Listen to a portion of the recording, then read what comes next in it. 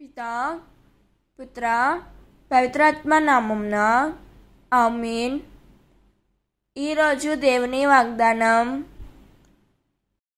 ఆ రోజులలో స్నాపకుడగు యోహాను యూదయ దేశపు ఎడారిలో బోధించుచు, పరలోక రాజ్యము సమీపించినది, మీరు హృదయ పరివర్తనము చెందుడు అని పలికెను. మత్తాయి 3వ అధ్యాయం 1వ వచనం.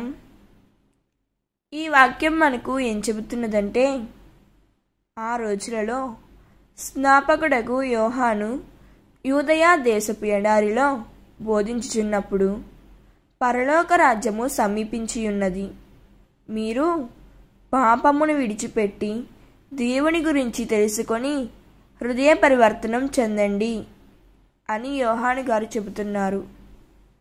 హృదయ పరివర్తనం అంటే మన హృదయంలో ఉన్న పాపపు ఆలోచనలు, పాపపు పనులు మొదలగునవన్నీ విడిచిపెట్టి ఆ దేవుని గురించి తెలుసుకోవడమే హృదయ పరివర్తనం. దేవుడు ఈ వాక్యం వింటున్న ప్రతి ఒక్కరిని దీవించునుగాక. ప్రార్థన. ప్రభువా, మేం పాపమును విడిచిపెట్టి హృదయ పరివర్తనం చెందడానికి మాకు సహాయం చేయుము తండ్రి. పరలోక రాజ్యము సమీపించి ఉన్నది, మేమును పరలోక రాజ్యంలో చేరి మేము స్తుతించే భాగ్యం దయచేయుము తండ్రి. ఈ ఆదివారం రోజున మమ్మల్ని మీ సన్నిధికి నడిపించుకునండి.